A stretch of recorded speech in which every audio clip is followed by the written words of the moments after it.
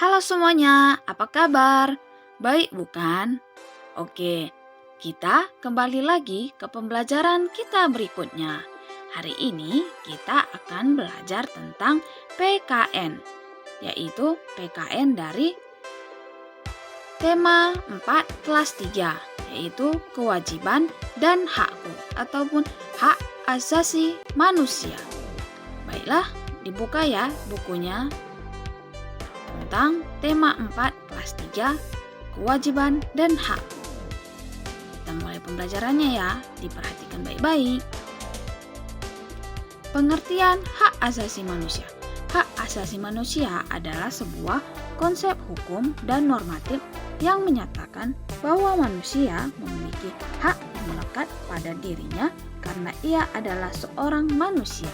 Hak asasi manusia berlaku kapan saja, di mana saja, dan kepada siapa saja sehingga sifatnya universal.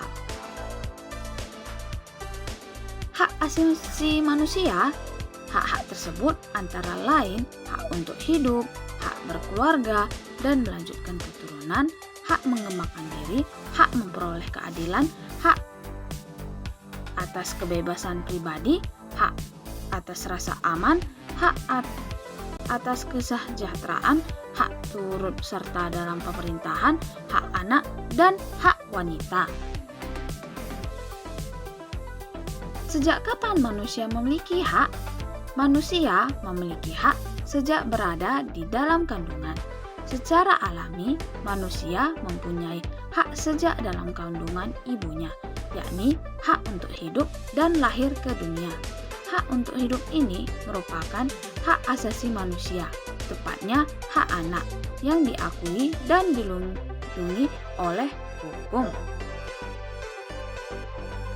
Ciri-ciri hak yaitu bersifat hakikat, artinya hak asasi manusia adalah hak asasi semua umat manusia yang sudah ada sejak lahir. Kedua, bersifat universal, artinya hak asasi manusia berlaku untuk semua orang tanpa memandang status, suku bangsa, genre, atau perbedaan lainnya. Yang terakhir, bersifat tidak dapat dicabut. Hak anak di rumah. Jika mendapat kasih sayang dari orang tua, anak bisa mendapat perlindungan serta diperlakukan secara adil. Artinya, anak berhak mendapatkan kebutuhan akan pakaian, makanan, serta tempat perlindungan. Anak juga berhak mendapatkan pendidikan formal di usianya. Sebagai seorang anak juga berhak mendapatkan akses kesehatan. Kewajiban anak di rumah yaitu kewajiban untuk belajar, kewajiban berbakti kepada orang tua, kewajiban merapikan tempat tidur, kewajiban untuk mematuhi orang tua, kewajiban berkata jujur, kewajiban menjaga nama baik keluarga, dan kewajiban untuk mandiri.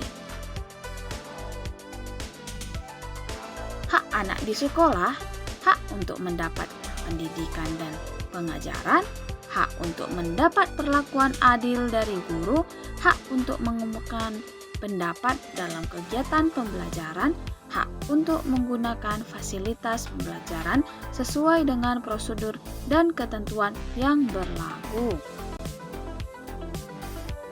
Kewajiban anak di sekolah yaitu menjaga kebersihan dan keamanan sekolah, wajib mengikuti proses belajar, membantu kelancaran proses belajar mengajar di kelas, menjaga nama baik sekolah, dan memakai pakaian sesuai dengan aturan sekolah. Hak dan kewajiban masyarakat. Mendapatkan persamaan kedudukan dan kepastian di mata umum dan pemerintahan. Mengeluarkan pendapat, beragama, dan beribadah, membela negara, menjunjung tinggi hukum yang berlaku di Indonesia, menjaga kelestarian lingkungan sekitar, membayar pajak, dan mengikuti pendidikan dasar.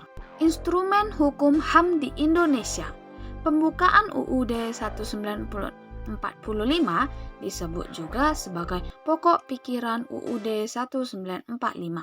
UUD 1945 hasil amandemen UUD Dasar 1945 atau UUD 1945 merupakan instrumen HAM yang paling tinggi di Indonesia atau TAP MPR. Instrumen HAM internasional.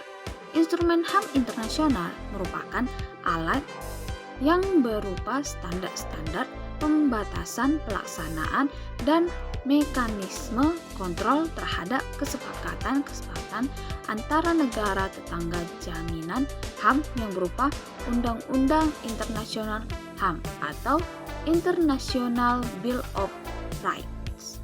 Pemajuan hak asasi manusia. Pemajuan HAM berarti bahwa aparat pemerintah kita, baik sipil di lembaga eksekutif, legislatif, dan yudikatif maupun aparat militer serta masyarakat pada umumnya perlu dibuat mengerti, paham, dan menerima serta perlindungan HAM seperti yang tertuang dalam Piagam Serikat Bangsa-Bangsa di Deklarasi Universal Hak. Penghormatan dan perlindungan terhadap HAM.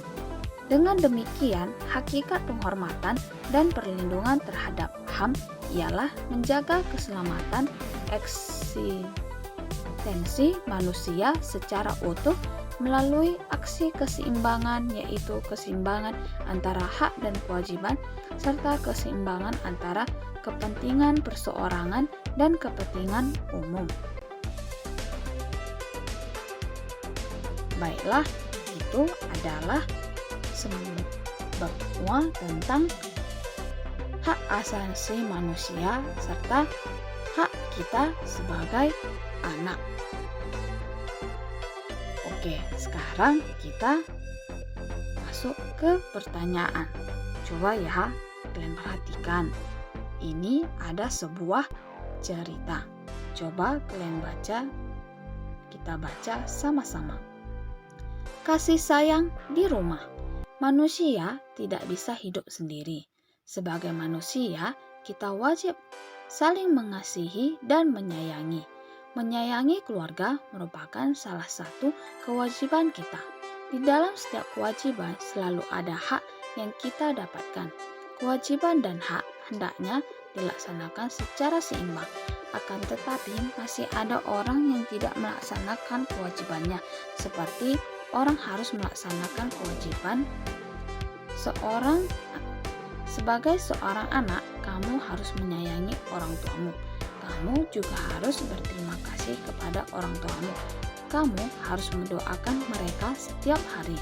Menyayangi orang tua, berterima kasih kepadanya, dan mendoakan merupakan kewajiban setiap anak. Kamu harus bersyukur karena orang tuamu menyayangimu. Mereka juga selalu menjaga dan mendoakanmu. Jadi, setiap orang harus menjalankan kewajibannya. Laksanakanlah kewajibanmu, maka kamu akan menerima hakmu. Baik, ini adalah cerita kita di tema 4. Sekarang pertanyaannya yaitu, garis bawahilah saran yang ada di cerita tersebut. Oke, itu adalah tugas kalian. Jadi, kalian bisa menjawabnya di kolom komentar.